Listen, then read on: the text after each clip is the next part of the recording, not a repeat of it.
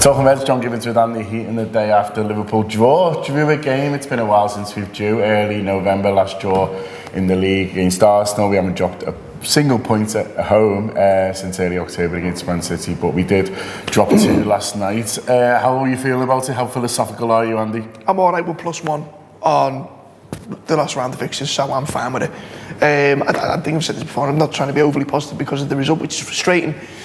But we've just got to match what City do. Whether that's game by game, we're just over the stretch, and eventually City are going to run out of road. I'm pretty sure if you would have asked anyone, you know, the options of City win and Liverpool win, or City drop a point and Liverpool get a draw, you're obviously going to take what we've ended up with. Yeah. All right, it could have been better, but you know, you got to look at it with a bit in the context of what's happened. Yeah, it was tough conditions as well. Obviously, the weather in Liverpool, late afternoon, early evening was crazy, or the kind of hail coming down as well. Obviously they tried the best with the pitch at half time, well, particularly the penalty earlier, but it was tough conditions, tough game. And Leicester a good team? Yeah, they are a good team. You look at Leicester's results, they're a bit weird because they've obviously beat Manchester City and they've had some other good, I think they beat Chelsea as well, didn't they, or something like that. Anyway, the Pool's had some good results. He's been under pressure because they seem to lose when they're expected to win. Yeah. We were almost if the team plays on the counter-attack, but I think that's a little bit unfair. I actually think Leicester played well anyway yesterday. I think they got themselves in the game. I think Liverpool were, I wouldn't say complacent, but maybe, like Man City, maybe scored a little bit too early. Because everyone went 1-0 up early and everyone expected a deluge, and then when it didn't come, you kind of sense a nervousness in the ground and a tension that maybe hasn't been there before, whether it's because of the title race or because we conceded goals to Palace, when otherwise we looked imperious, I don't know. But you know what? We're all right. We're still 5 points clear. I think on balance we should have had the penalty. Harry Maguire, who then later goes and scores, should have been sent off, in my opinion. But you know, you're not going to go through. Victorian Phil made an excellent point before the game yesterday when he said, "Look, heads are going to fall off when Liverpool drop points against teams outside the top 6." And I think this is the first time we have at home drop points against a team outside. Home or away? Yeah, it's the first time we've dropped points, which is, you know, a kind of remarkable record, really. And to quote Phil Blundell again, you know, he was talking about the fact that if both teams had won, we'd have felt a lot happier today. We'd be worse off. Yeah, no, absolutely. What you're saying there, we're a point up. So, you know, and every game, that 38-game mark gets nearer and nearer and nearer. You know, it happens. There's going to be ups and downs. Who would have known? But no, I'm fine with it. I thought the manager's comments after were pretty much spot on as well, when he was saying, look, you know, you can't win them all, frustrating, but we go on. I think a defeat and the mood's totally different. Yeah. So you've got to take one of them. You've got to take it on the chin and then roll into next week. West Ham on Monday and put it right. It is West Ham on Monday. Obviously, City played before then. They're playing against Arsenal, so it'll be interesting to see how that goes. But exactly, it's not as if City have got to run a bump fixtures coming in. They've got to go to the next 3 are tough. Yeah. So kind of see how that goes as well. I think there's always going to be bumps in this and Andy, and that's what you're sort of alluding to there, is the idea that, you know, we've all got excited that when we're going to clinch it, you know, who's going to give us the guard of honour type thing.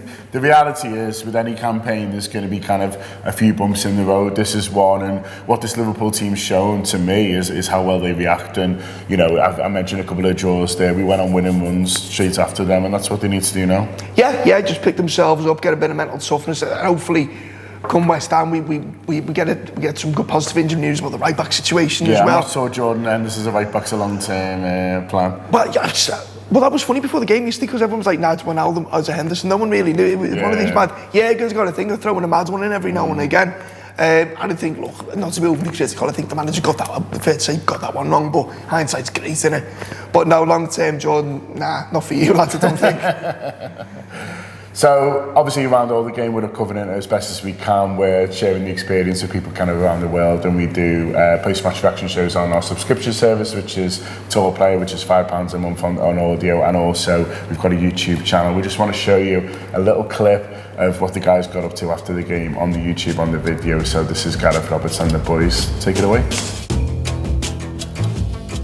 The Reds have extended the lead at the top of the Premier League to 5 points. They're 5 points clear going into February. I think we all would have taken that, wouldn't we, Phil? Absolutely, and there's a weird complex where if us and City have both won this week, you'd actually feel better about things, despite the fact we'd be worse off than we are now. It's the frustration of having the opportunity to go 7 points clear and only going 5 points clear. It's it's not great, is it? But yeah, there's a palpable frustration around Anfield. You could sense it coming out the ground then, and you know everyone's a little bit down because you've seen City get beat last night. Rafa Benitez got his song today. Hopefully he was watching that one on BT Sport. But it is like a sort of double-edged sword, isn't it? Yeah. On the one hand, as Phil says, you're disappointed that you haven't extended it to 7. But at the same time, you can't get too despondent about a 5-point lead at the top of the Premier League going into February. It's sound, isn't it? 14 games left. It's absolutely brilliant. I mean, I think the thing about it is you look at your fixtures, don't you? That's what everyone's doing this stage of the season. And Leicester had been to Wolves last game, conceded 4.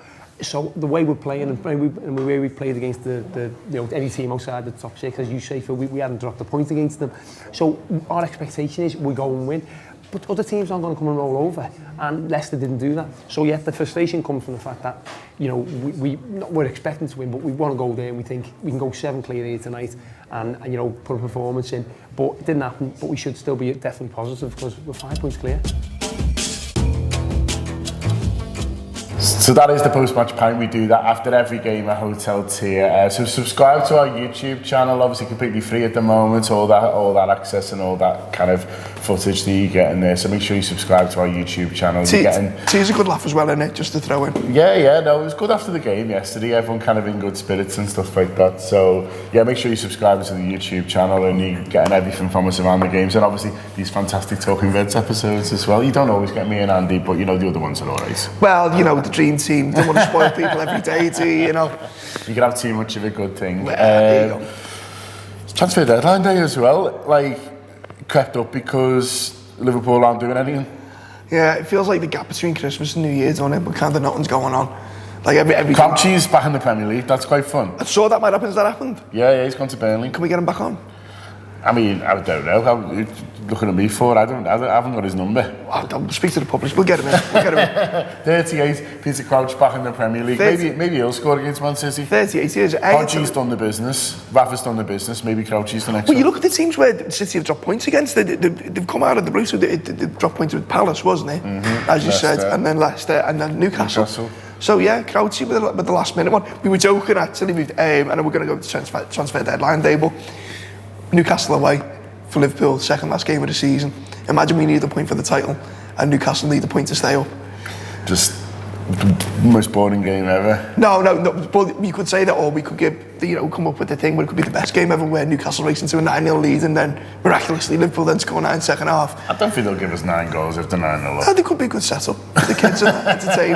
Anyway, transfer deadline day, it's all very, very, very quiet on the Western Front. But then it's hard to see the way Liverpool do their business now, and it's hard to see where they could strengthen in January. And I know that's been used time and time again as an excuse that January is a hard window. Liverpool have actually done really well in January windows in the past, but I mean, is there anyone out there who's available who you think you bring in? I don't think Jurgen, I don't think it's a case of it being a tough window to bring players in. I just think he likes time to work with them, and he wouldn't bring someone in and expect them to kind of hit the ground running. Obviously, if there's a deal to be done and a player who they want anyway becomes available, then they do it. But I don't think he's one to, he says all the time, I'm not going to buy a player for a month. I'm buying a player for 4 years, 5 years, and we've kind of seen that. And he's been consistent on it, and fans might be looking at it thinking, we could do with a little boost to make sure we get over the line for the title. But Jurgen just doesn't think like that. He's got faith in the players he's got. He believes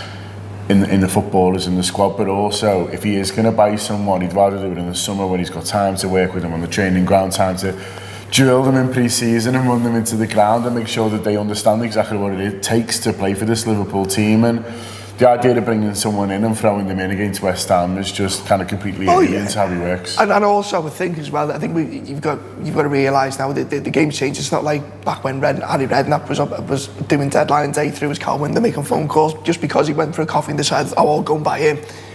Transfers now take a lot of time, and you might not think anything's going on, but you can guarantee Liverpool's work that they want to do in the summer, the work's already started on that. Absolutely. Right now.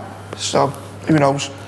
So Liverpool aren't doing anything, but the Anfield wrap are very busy. I mentioned our tour player and the YouTube channel before. We're also getting out and about. We're in Edinburgh this Friday night. It's completely sold out, but if you are coming on, I met a couple of people last night who are coming to the show on Friday night, so enjoy that. We're really looking forward to coming. We've also got a tour of Ireland just been announced. It goes on sale tomorrow. It is 23rd to 25th of March. We're doing Dublin, Galway and somewhere else. Portlaoise. I mean, Sam, there you go.